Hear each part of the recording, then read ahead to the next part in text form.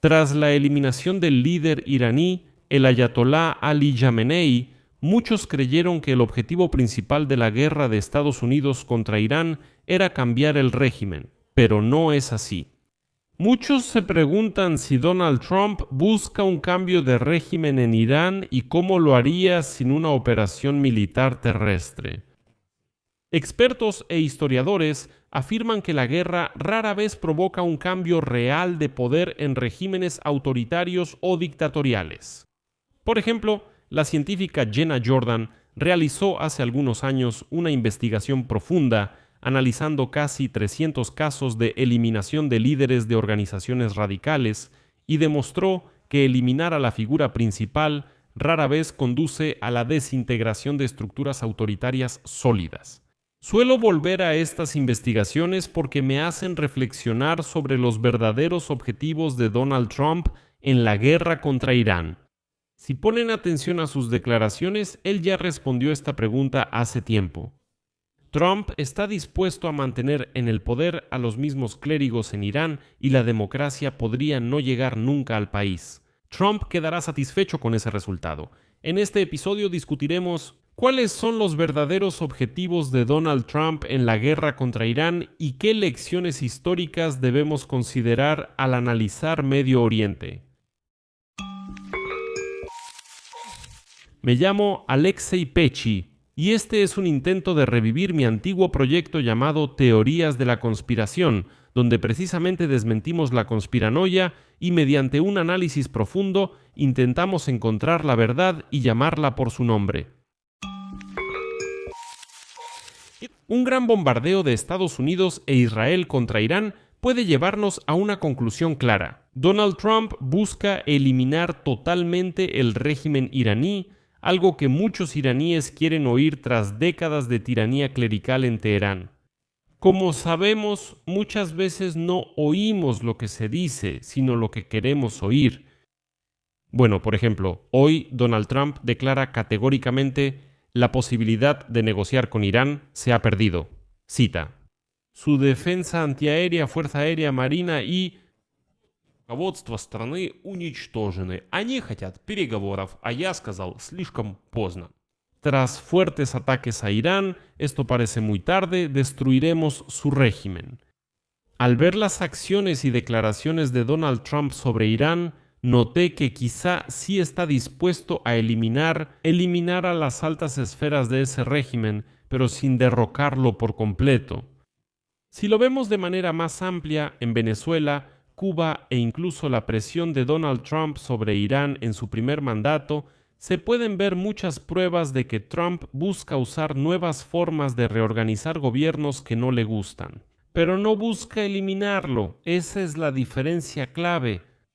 Bueno, intentemos responder a la pregunta de si realmente es posible eliminar un régimen autoritario o dictatorial mediante presión externa, una campaña militar aérea o, si lo prefieren, eliminando al jefe o líder de ese régimen. Y en este sentido, me gusta mucho la profunda investigación de Jenna Jordan de la Universidad de Chicago, a la que recurro muy seguido cuando se trata de cualquier guerra.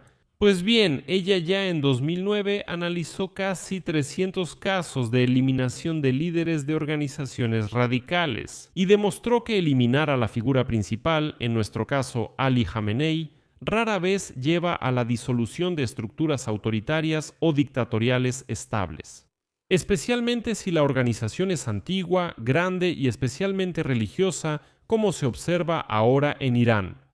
Jenna Jordan. Jenna escribe que intentar decapitar un régimen autoritario se ha convertido en una característica clave de la política moderna en la lucha contra el terrorismo. Trump declaró al régimen iraní patrocinador del terrorismo. Muchos políticos afirman que eliminar a líderes como Ali Jamenei es una estrategia efectiva en la lucha contra el terrorismo. Dicen que si quitas la cúpula, la estructura cae. Jenna Jordan analizó datos de 2 artículos. 298 incidentes relacionados con la eliminación de líderes dictatoriales o autoritarios en el periodo de 1945 a 2004 para determinar si la decapitación de un régimen o grupo es efectiva. Y aquí citaré a Jenna Jordan.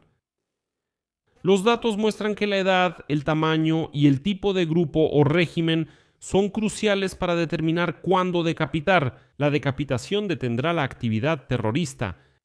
A medida que una organización crece en tamaño y edad, es mucho más probable que sobreviva a la destitución de su liderazgo. El tipo de organización influye en su susceptibilidad a la decapitación. Las organizaciones ideológicas son las que tienen más probabilidades de cesar sus actividades después de la destitución de su líder. Las organizaciones religiosas resisten mucho la decapitación. Los datos indican que la decapitación del régimen no incrementa la probabilidad de colapso organizacional más allá del nivel básico. Y ahora viene probablemente la cita más interesante de Jenna Jordan. Las organizaciones cuyos líderes no fueron eliminados tienen más probabilidades de colapsar que aquellas que sobrevivieron a la pérdida de su líder.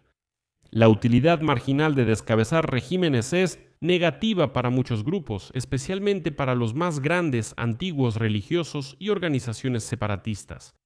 Si resumimos la investigación de Jenna Jordan, la conclusión sería esta. Cuanto mayor es el nivel de institucionalización, menor es el efecto de eliminar al líder. El líder puede ser un símbolo, pero si existe un aparato, una red o un mecanismo de sucesión detrás, el sistema se adapta y acepta que el líder cambie con el tiempo. En 2013, el investigador y experto en relaciones internacionales, Michael Boyle, reforzó esta conclusión de Jenna Jordan. Como desde otro ángulo, a través del análisis de drone warfare, el uso de vehículos aéreos no tripulados en la guerra contra el terrorismo. Él afirma que los ataques precisos con drones y misiles logran efectos tácticos a corto plazo, como atacar objetivos específicos, donde estaban Ali Khamenei y sus altos funcionarios. Pero, como asegura Michael Boyle, a largo plazo a menudo llevan a la movilización, radicalización y al efecto de martirio entre esos mismos terroristas.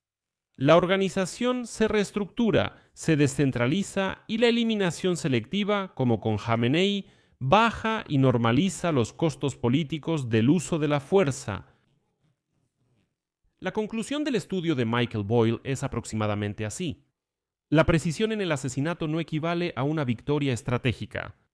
Puedes cortar muchas cabezas, pero esa hidra seguirá viva. Incluso si pensamos en un cambio de régimen y no solo en eliminar al líder, las investigaciones tampoco nos dan mucho optimismo. Alexander Downs y Jonathan Monten estudiaron más de 100 casos de cambios de régimen impuestos externamente en el siglo XIX. Existe incluso una definición para esto: cambio de régimen impuesto externamente. Pues bien, su conclusión es la siguiente: un cambio de régimen impuesto desde fuera rara vez conduce a una democracia estable. A corto plazo suele haber un alza en los indicadores democráticos formales, pero tras algunos años suele haber retrocesos hacia el autoritarismo, consolidación forzada o conflictos civiles. Un claro ejemplo es Afganistán. Estados Unidos impuso a su líder tras invadir ese país, un presidente proclamaba la democracia y demás. Al final, ese presidente desmanteló el ejército y huyó de Afganistán unos años después, incluso antes de que el último soldado estadounidense abandonara ese país. Después resultó que la democracia y el ejército fuerte, financiados por los contribuyentes estadounidenses en Afganistán, solo existían en el papel. En realidad, nada de eso existía. Entonces la pregunta es, ¿qué planeó Donald Trump en Irán? Y Trump en realidad ya respondió a esa pregunta. Simplemente por alguna razón, ninguno de nosotros quiso escucharlo. Queríamos escuchar que él vino a eliminar el régimen de los ayatolás. Trump recientemente hizo una propuesta a los restos del poder en Teherán para que conservaran sus puestos en el gobierno si aceptaban cooperar con Washington. Puso como ejemplo a Venezuela tras la llegada de Nicolás Maduro al poder. Y aquí recuerden lo principal: Donald Trump no es un ferviente partidario de la democracia. Si los regímenes autoritarios hacen lo que quiere, coopera con gusto con ellos, desde Arabia Saudita hasta El Salvador. El enfoque de Trump se puede interpretar más o menos así. está dispuesto a conformarse con un cambio en el comportamiento del régimen si no puede derrocar al régimen completo. Y lo que más quiere es cambiar cómo ese régimen interactúa con Estados Unidos. La cuestión no es derrocar al régimen, sino cambiar su comportamiento. Y aquí es donde deben hacerse la pregunta clave: ¿a cuántas personas hay que derrocar para que el régimen desaparezca? ¿O suficientes cambios en el comportamiento del régimen pueden llevar a su reemplazo? El cambio de régimen exige algo de construcción estatal desde cero. ¿El equipo de Donald Trump está listo para esto? Honestamente, Venezuela demostró que no están listos para construir un estado desde cero. Por eso llamaría las acciones de Donald Trump en Irán una transformación de régimen. Este enfoque mantiene la estructura del régimen, pero cambia su comportamiento para alinearse con los intereses de Estados Unidos. No necesariamente a los valores, recalco, sino a los intereses. Los valores pueden no coincidir, pero los intereses deben coincidir. Y Trump, en esencia, dice que la transformación del régimen es aceptable, incluso sin derrocar a ese régimen. Y fíjense que Trump aplica diferentes enfoques a diferentes países y regímenes. En Venezuela es una operación rápida de fuerzas especiales y la captura del líder. En Cuba es un bloqueo económico. En México es presión sobre las autoridades para que luchen activamente contra los cárteles de la droga. En Irán es una guerra abierta. Y en ninguno de estos casos esto lleva al desmantelamiento total de la estructura de poder existente. En ningún lado. El lunes, el secretario de Defensa de Estados Unidos, Pete Hegseth, afirmó que la operación estadounidense-israelí en Irán no es una guerra para un cambio de régimen, pero el régimen cambiará. Esa es una cita de Pete Hegseth, es de lo que hemos estado hablando durante todo el programa. Pero ¿no es esto una insinuación sobre un cambio en el comportamiento del régimen y no sobre su eliminación? Incluso ahora, mientras Trump bombardea Irán, afirma estar dispuesto a negociar con los remanentes del liderazgo islamista iraní. Esto demuestra su deseo de preservar la estructura principal del régimen existente. Porque si tienes la intención de eliminar el régimen, no puedes estar abierto a ningún tipo de negociación. Trump ya instó abiertamente a la Guardia Revolucionaria Islámica a ponerse del lado del pueblo. No disolverse, no eliminarse, sino unirse a los patriotas del país. Trump no se opone a que la Guardia Revolucionaria Islámica continúe existiendo. Él apoya que ese cuerpo cambie su comportamiento. Trump afirmó que Estados Unidos está decidido a destruir el programa nuclear y balístico y a detener el apoyo a grupos terroristas, ya que representan una amenaza para la seguridad nacional de Estados Unidos. Si los remanentes del régimen iraní aceptan sus exigencias sobre estos temas, eso podría ser suficiente para que Trump detenga la fase militar. Y si Trump decide la destrucción total del régimen, ¿quién tomará el poder en ese Irán? Esa es la pregunta. ¿Y no se convertirá ese país, en un semillero de terrorismo cuando no haya un poder centralizado? Venezuela es ahora un claro ejemplo del enfoque de Donald Trump.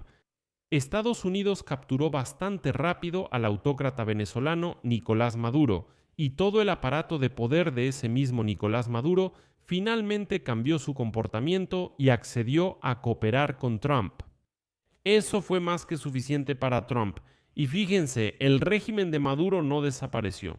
Su gente mantuvo el poder, pero cambiaron su comportamiento. Por eso quiero agregar que considero que la principal doctrina y estrategia de Trump no es el cambio de régimen, sino su transformación. Lo dejo en suspenso. Amigos, comenten sus opiniones y conclusiones abajo de este episodio. Comenten si creen que vale la pena revivir el proyecto de teorías de conspiración.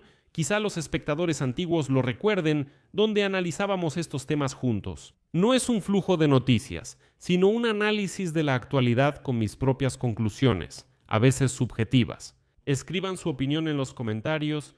Amigos, apoyen este canal donando o suscribiéndose usando los enlaces en la descripción o el código QR en pantalla. Agradezco cualquier apoyo. Eso es todo, cuídense, adiós.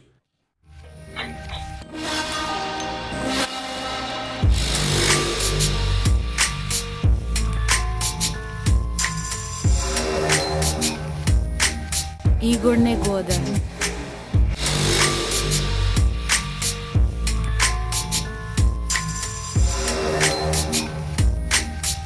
Igor Negado. Igor.